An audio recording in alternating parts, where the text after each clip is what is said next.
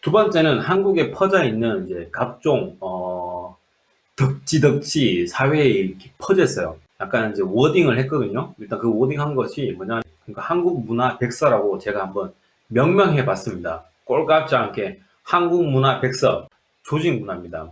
그래서 한국의 조직 문화에 대해서는 이제 아시고 계실 거라고 생각을 해요. 예, 되게 좀 특이한 조직 문화를 형성하고 있고요. 좀 작은 나라다 보니까 똘똘 뭉치는 거가 되게 강해지고, 다른 단체와 어떤 그런 이제 약간 좀 경쟁을 이루는 듯한 느낌. 왜, 그런 같은 학교, 그리고 뭐 같은 지역, 이렇게 뭉치는 것들이 사실 나쁘다고 하기에는 우리 역사적인 사건에 의해서 우리나라가 그런 성격, 그런 문화가 형성되지 않았나라고 생각을 합니다.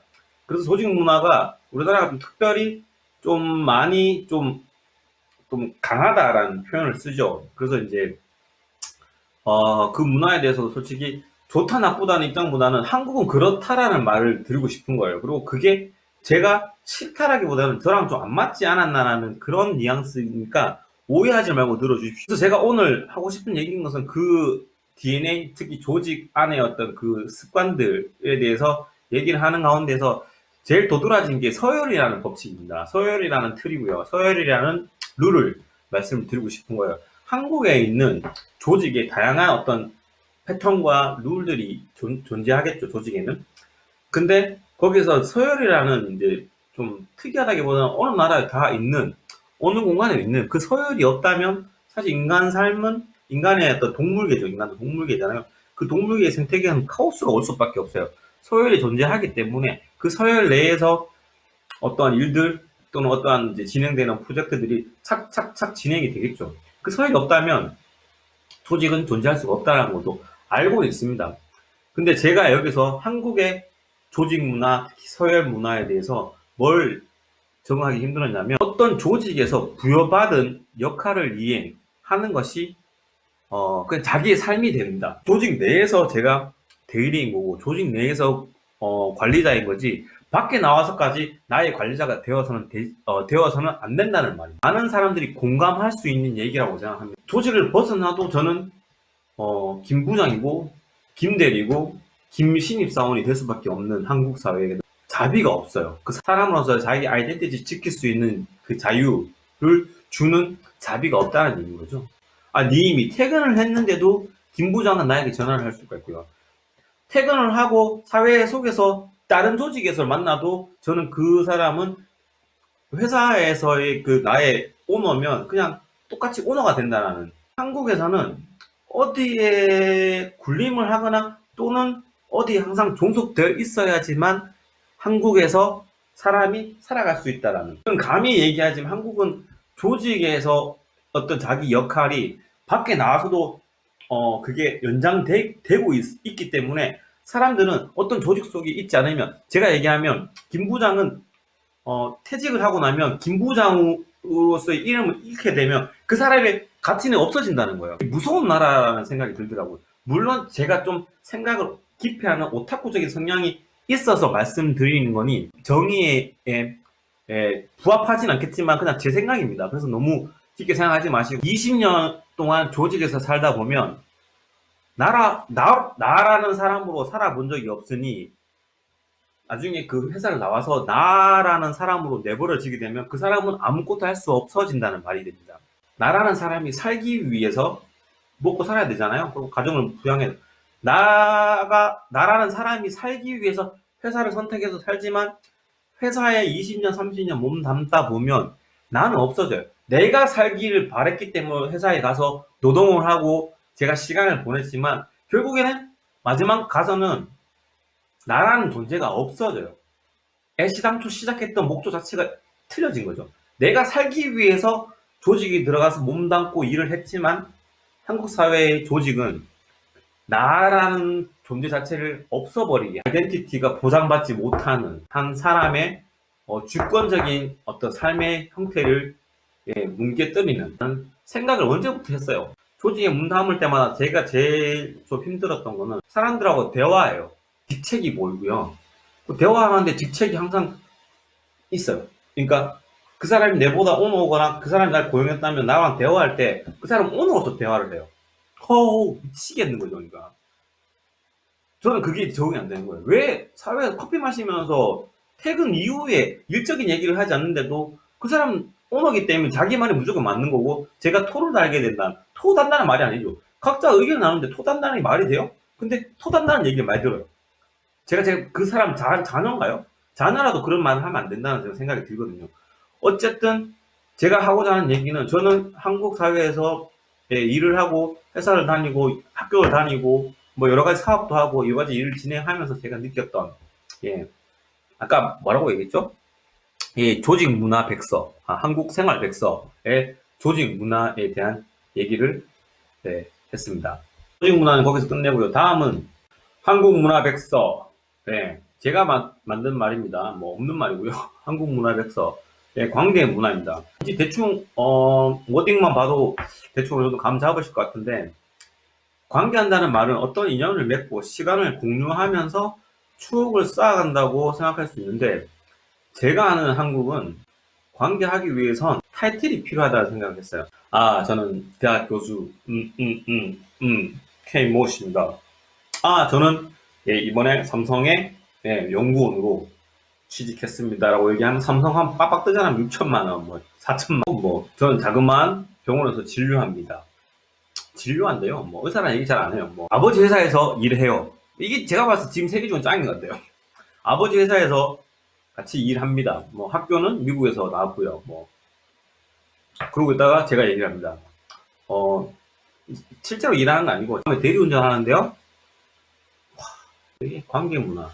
제가 관계 문화라고 왜 얘기를 했는지 아시겠습니까? 여러분들이 아는 그런 관계는 한국에는 초등학교, 초등학교도 요즘은 관계가 그렇게 잘 이루어지지 않는다고 하더라고요. 안답니다. 아파트 어디 사는지, 동네가 어디인지. 한국에서 관계 문화를 얘기를 하자면 제가 아까 예시를 들었던 이제 거기 얘기면 특별한 설명이 없어도 될 것 같습니다. 저는 그 얘기를 하고 싶습니다. 비단 비꼬기 위해서 얘기하는 게 아니라 제가 너무 많이 했던 일들이에요.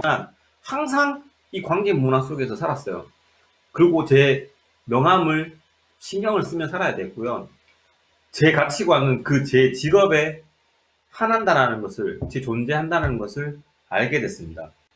사실 많은 사람들이 저한테 얘기를 할 수도 있어요. 뭐, 그래서 적응을 못한 이유는 너가 능력이 없어서, 맞습니다. 제가 능력이 안 돼서, 그 타이틀 따지 못했습니다. 그 타이틀 따지 못했고, 근데 그 타이틀 따지 못한다고 삶을 영위하는 데 있어서는 크게 제가 생각했을 때는 그 타이틀을 못 딴다고 해서 삶이 불편해서는 안 된다는 게 제가 생각하는 사회입니다. 저는 사람의 삶에 대해서는 그 누구도 그 삶에 대해서 어떠한 평가를 내려서는 안 된다고 생각하는 사람 중에 한 명입니다.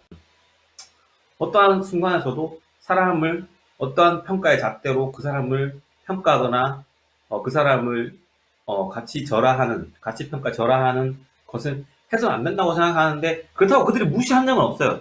제가 무시받는 거예요. 왜 그러니까 제가 아까 말했던 한국 기저에 깔려 있는 이 백서는 아무도 누군가가 이렇게 오픈하지 않았지만 또 아무도 모르진 않아요. 아무도 모르지 않다 말이 맞나? 하여튼 모르는 사람이 없어요. 제가 얘기하는 거는 비단 저만의 생각이 그냥 아니라는 거죠. 그래서 한국에 있는 부모님들이 애들을 공부시키는 이유도 이걸 알기 때문이에요. 관계 문화를 알기 때문입니다. 좋은 대학교로 가야지만 관계할 수 있고요. 직장을 좋은 데 잡아야지만 그래서 애들 그렇게 뭐 믿듯이 소 잡듯이 잡아서 애들 공부시키려고 하고 좋은 직장 가지려고 하고 좋은 직장이 어디 있습니까? 자기가 좋아하는 일을 하면 좋은 직장이지 않을까요? 근데 한국은 좋은 직장이라는 그 단어에 사람들은 그 좋은 직장이라는 단어에 다 꽂히는 그게 있을 거예요. 그게 왜냐면 가르쳐지진 않았어요. 한국 사회 교과서에 나오진 않아요. 좋은 직장 하면서 뭐라 나와야지 않아. 근데 한국에서 10년만 살면 그 좋은 직장의 의미가 뭔지를 압니다. 다음은 눈치 문화입니다. 이것도 사실 뭐 비슷한 얘기인 것 같은데 알아서 겨. 뭔 말인지 아시죠? 그 낄끼빠빠라는 말도 아시죠? 저는 사실 그 언어의 어떤 유희를 되게 좋아하는데 언어가 가지고 있는 의미에는 사실 그 나라나 아니면 그 언어를 사용하는 사람들의 의식이 담겨 있어요. 이런 사회 언어들을 들여다보면 그 사회가 보이기 마련이죠. 예. 낄끼빠빠 이런 말들이 알아서 이런 어떤 센텐스가 이 문장이 사실 외국에도 존재하나요? 여기서 낄끼빠빠 같은 경우는 뭐 비슷하게 존재하겠지만 이런 식으로 노골적인 느낌으로는 안 존재하지 않을까라는 생각이 드는데 한국은 존재합니다. 한국은 존재할 수밖에 없어요. 왜냐하면 이거는 느낌적으로 오잖아요. 낄끼빠빠 낄 때 끼고 빠질 때 빠져야 돼요. 이게 비단 어린이들끼리만 있을 얘기일까요? 아니에요. 이거는 사회 전반적으로 다 포함되는 얘기입니다. 우리가 생각하는 미덕은요. 사람들과 함께 어울리고 역사, 예술, 삶의 의미들을 후대에게 전하고 개소리냐고요. 예. 한국 사회가 생각하는 미덕은 제가 지금 말한 그런 것들이 아닙니다. 예, 저런 것들은 절대 아니고요. 한국 사회에서 생각하는 그 미덕은 아름다운 미덕은 낄끼빠빠죠. 예. 낄 때 끼고 빠질 때 빠지는 게 미덕입니다. 그게 개념 있는 행동이고요. 어울리지 않는 자리에는 끼지 않는 게 미덕이에요. 그리고 못 오는 나무를 안 쳐다보고 그 근처에 얼씬도 거리지 않는 것이 예, 미덕이고요. 교육 단계가 낮거나 예, 책가방 끈이 짧다고 합시다. 예, 물질적 풍요로움이 멀다 싶은 인생들은 생각을 하거나 사고를 하기보다는 그냥 시스템에 적응하고 순응하고 그리고 순종과 줄서기를 할 줄 알아야 합니다. 그것이 한국 사회에서 살기 위한 미덕이죠. 그 미생들의 미덕, 개념이죠. 그게 없으면 한국에서는 예, 그 눈치가 없으면 한국에서는 살기 힘듭니다. 버겁습니다. 쟤는 왜 저러냐는 얘기 많이 들을 거고요. 철이 없다는 얘기 많이 들을 겁니다. 뭐 독일이나 서양 국가 뭐들이 평등하다라는 역설을 하려고 하는 얘기는 절대 아닙니다. 뭐 어떤 사회든 다 저런 미덕은 제가 말하는 저런 낄낄빠빠에 대한 개념은 존재하겠지요. 하지만 제가 제 40년 동안 삶을 담보 잡히고 체험한 걸로는 한국에서는 굉장히 심하다는 생각을 했고요. 그거를 못함으로 인해서 제가 낄끼빠빠를 잘 못함으로 인해서 제가 알아서 기는 거를 잘 못함으로 인해서 제 수준을 제가 잘 파악하지 못함으로 인해서 살기가 힘들구나. 그리고 저가 힘든 걸 둘째치고 저로 인해서 많은 사람들이 힘들어하는구나. 그 사람들이 이미 기저에 깔고 있는 사고방식에 대해서 제가 흐트리고 있구나라는 것을 알게 되면서 저는 한국에서 또 살지 말아야겠다라는 생각을 하게 됐다는 겁니다. 동질 문화입니다.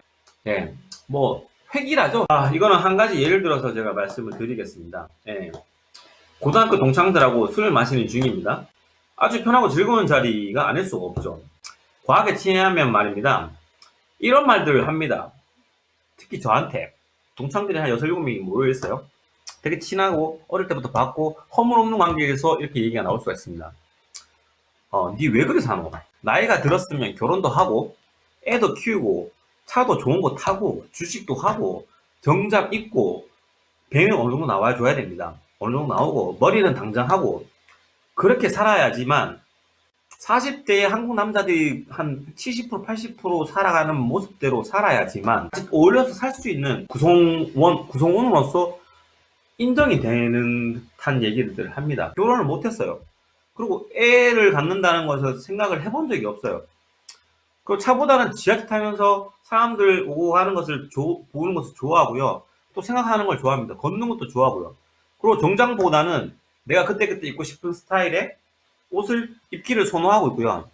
그리고 행복한 감정, 그리고 제가 좋아하는 것들을 하는 것에 대한 어떤 집중하는 것을 되게 좋아합니다. 그리고 아직까지는 머리가 빠지지 않아서 이렇게 머리 스타일을 이렇게도 바꿔보고 저렇게도 바꿔보고 하는 것을 삶의 낙으로 생각을 하고 있어요. 이게 그렇게 잘못된 건가요? 단지 그들과 다를 뿐이에요. 그들이 쫓아가는 삶과 제가 쫓아가는 삶이 다를 뿐인데 왜 그들은 니 그렇게 사냐라는 얘기를 하죠. 그리고 저는 왜 그들한테 솔직히 제가 속으로 저도 그렇게 얘기하고 싶어요. 왜 걔들도 그런 사람 배가 이렇게 나와 있어요. 운동을 안 해. 자기 관리를 잘 안 해요. 근데 저는 그들한테 그런 얘기를 하지 않거든요. 배가 나왔다는. 어떻게 보면 건강에 제일 우선시 돼야 되는데 저는 그 자리에서 그런 얘기를 할 수 있는 사람은 아니에요. 누군가에게 충고할 수 있는 사람이 아니라는. 이건 다시 돌아가서 낄낄빠빠. 저는 예, 그런 얘기를, 예, 그런 마이크를 저는 받지를 못했어요. 왜? 예, 연봉 얼마 되지도 않고, 그 친구는 사회에서 잘 나가는 친구들이거든요. 그럼 제가 그 친구들한테, 예, 친구예요. 예. 뭐, 만나면 편하게 하는 친구인데, 슬프게도 저는 그 친구한테 얘기할 수 있는 게 없어요. 이거는 제가 어느 정도 눈치가 있다는 얘기인 거죠. 예. 원래 눈치 없었는데, 저도 눈치가 있다는 얘기입니다.